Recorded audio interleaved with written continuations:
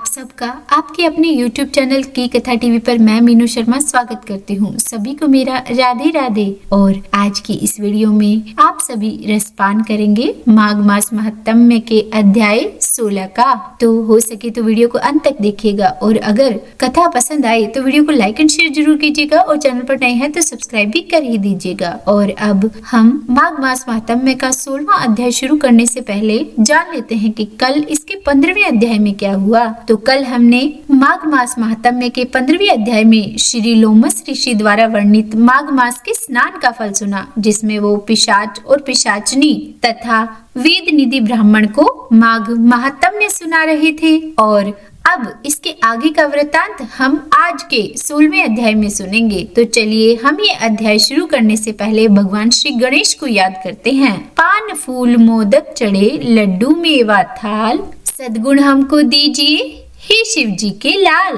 और अब 16वां अध्याय।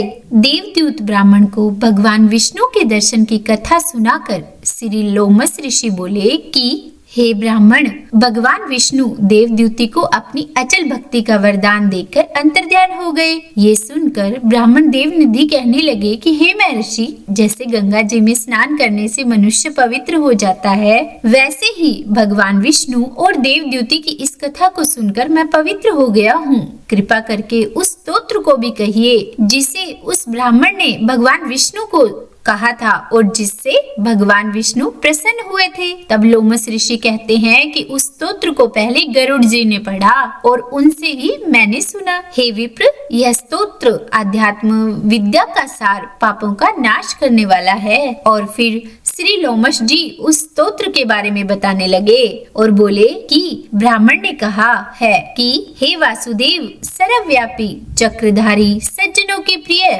जगत के स्वामी श्री कृष्ण, आपको मेरा नमस्कार है। जब सभी जगत विष्णु में है तो और किसकी स्तुति की जाए। जिस भगवान के श्वास वेद हैं, फिर कौन सी स्तुति उनकी प्रसन्नता के लिए की जा सकती है। जिसको वेद नहीं जान सकते, न वाणी न मन जान सकता है, उसकी स्तुति मैं क्या अज्ञानी कर सकता हूँ। सारा चर अचर संसार जिसकी माया से चक्र की तरह घूम रहा है, इसी से हे प्रभु आप चक्रधारी कहलाते हो। ब्रह्मा विष्णु शिव आप ही हो। सारे संसार को उत्पन्न करने वाले ब्रह्मा को भी आप उत्पन्न करने वाले हो। जब जीव शरीर को धारण करता है तब उसमें ज्ञान उत्पन्न होता है। तुम सब सुखों के दाता हो, इसमें कोई संदेह नहीं है। आपसे संपूर्ण सुखों को देने वाली बुद्धि उत्पन्न होती है। आप ही 5 कर्मेंद्रिय, पंच महाभूत तथा मन के विविध भाव हो। ब्रह्मा विष्णु रुद्र की कल्पना से आप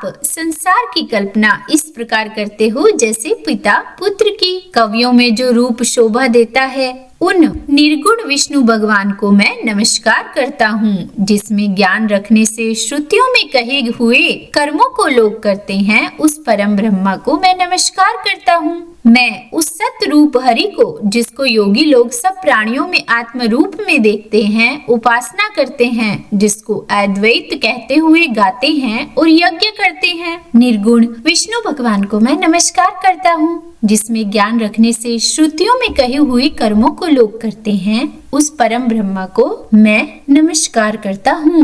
मैं उस सत रूप हरि को, जिसको योगी लोग सब प्राणियों में आत्म रूप में देखते हैं, उपासना करते हैं, जिसको अद्वैत कहते हुए गाते हैं और यज्ञ करते हैं, उस माधव भगवान को मैं नमस्कार करता हूँ। मनुष्यों को माया तथा मोह में पैदा हुए विचित्र आभास, अहंकार तथा ममता को जानकर खो देते हैं, उन भगवान को मैं नमस्कार करती हूँ। संसार में मनुष्यों के मोह रूपी वायु से सदा भभक वाली ज्वाला आपके चरण कमल की छाया पहुँचने से नहीं जलाती। जिसके स्मरण मात्र से मोह, अज्ञान, रोग, दुख सब दूर हो जाते हैं, उस अनंत रूप को मैं नमस्कार करती हूँ। जिसमें मिल जाने पर और किसी दूसरे की इच्छा नहीं रहती, जिसको जानकर अद्वैतवादी आत्मा की देखते हैं। यदि विष्णु शब्द का अर्थ और उसके विषय का ज्ञान एक ही होता तो इस सत्य से हे माधव इस संसार की माया में फंसकर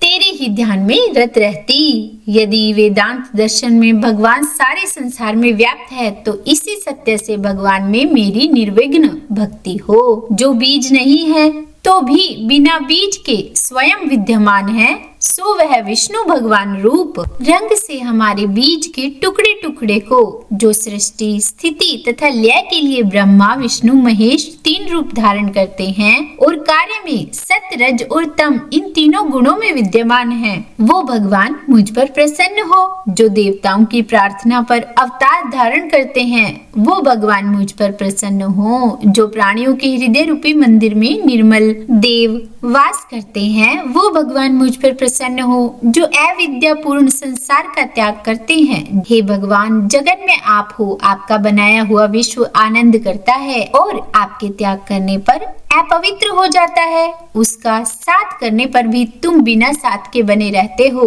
विकार रहित जिनके 4 वाक पंचभूत योग से पैदा हुआ चैतन्य मानते हुए उपासना करते हैं। जैन लोग आपको शरीर का परिणाम मानते हैं और सांख्यवादी आपको ही प्रकृति से पर पुरुष मानकर ध्यान करते हैं। जन्म इत्यादि से रहित चैतन्य रूप सदा आनंद स्वरूप उपनिषद जिसकी महिमा गाते हैं। आकाश आदि पंच महाभूत देह मन बुद्धि इंद्रियां सब कुछ तुम ही हो, तुमसे अलग और कुछ नहीं। तुम ही सब प्राणियों को उत्पन्न करने वाले हो और मुझको शरण देने वाले हो। तुम अग्नि रवि इंद्र होम मंत्र क्रिया तथा फल सब तुम ही हो। कर्म के फल देने वाले वैकुंठ में तुम्हारे सिवाय और कोई नहीं है। हे ईश्वर, मैं तुम्हारी शरण में हूँ। सब प्राणियों के हेतु तथा उनको शरण देने वाले तुम ही हो। जैसे युवा पुरुष की युवती में और युवती की युवा में प्रीति होती है, वैसे ही तुम मेरी प्रीति हो। जो पापी भी आपको प्रणाम करता है, उसको यमदूत ऐसे नहीं देखते हैं जैसे उल्लू सूर्य को। प्रत्येक पाप मनुष्य को उस समय तक ही सुख देते हैं जब तक वह आपके चरण कमलों का सहारा नहीं लेता।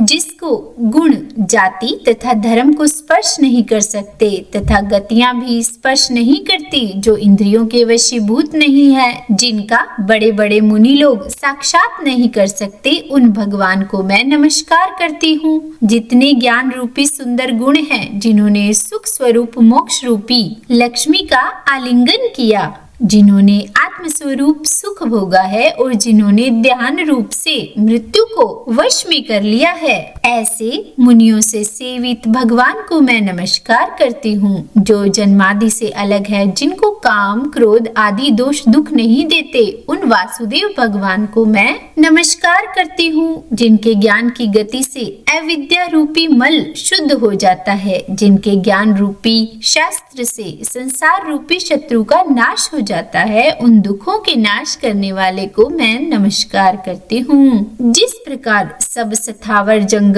संसार को उत्पन्न करते हैं, इसी सत्य से हे भगवान मुझको दर्शन दे। इस प्रकार उसकी सच्ची भक्ति को देखकर भगवान ने प्रसन्न होकर उस ब्राह्मण को दर्शन दिए और ब्राह्मण की स्तुति से प्रसन्न होकर तथा उसको वरदान देकर भगवान अंतर्ध्यान हो गए और वह ब्राह्मण कृतकृत्य होकर भगवान में लीन हो गया और फिर शिष्यों के साथ स्तोत्र पढ़ता हुआ वह तपोवन में ही रहने लगा। जो कोई इस स्तोत्र को पढ़ता अथवा सुनता है, उसकी बुद्धि पाप में नहीं लगती और न ही बुरा फल देखता है। इसके कीर्तन से मनुष्यों की बुद्धि मन तथा इंद्रियां स्वस्थ होती है। जो भक्ति पूर्वक इसके अर्थ को विचार कर इसका जप करता है, वह वैष्णव पद को प्राप्त होता है। इसके सदैव पढ़ने से मनोवांछित कार्य सिद्ध हो जाते हैं। मनुष्य सुपुत्र पाता है तथा धन पराक्रम और चिरायु प्राप्त करता है। इसके पाठ से बुद्धि धन यश कीर्ति ज्ञान तथा धर्म बढ़ते हैं। दुष्ट ग्रहों की शांति होती है। यह व्याधियों और अनिष्टों को दूर करता है और दुर्गति से तारता है। इसके पढ़ने से सिंह व्याघ्र चोर भूत देव पिशाच और राक्षस का भय नहीं रहता। जो भगवान का पूजन करके इस स्तोत्र को पढ़ता है, वह पापों से ऐसे ही अलग रहता है जैसे जल पंख से कमल यानी कि कीचड़ से कमल। और जो इस स्तोत्र को 1 काल 2 काल या 3 काल पढ़ता है, वह अक्षय फल प्राप्त करता है। जो मनुष्य प्रातः काल इस स्तोत्र का पाठ करता है, वह इस लोक और परलोक में अक्षय सुख पाता है। वेद द्युति का बनाया हुआ यह स्तोत्र भगवान को अत्यंत ही प्रिय है और भगवान के दर्शन कराने वाला है। योग सागर नाम का यह स्तोत्र परम पवित्र है। जो कोई भक्ति पूर्वक इसको पढ़ता है वह विष्णु लोक को पाता है। तो बोलिए विष्णु भगवान की जय। यह था माघ मास महात्म्य का 16वां अध्याय और इसके आगे क्या हुआ यह हम जानेंगे कल, यानी कि इसके 17वें अध्याय में। तो कथा सुनने में अच्छी लगी हो तो वीडियो को लाइक एंड शेयर कीजिएगा और चैनल पर नए हैं तो सब्सक्राइब भी कर ही दीजिएगा। और हाँ, कमेंट बॉक्स में राधे राधे भी लिख ही दीजिएगा। तो बोलिए राधे राधे।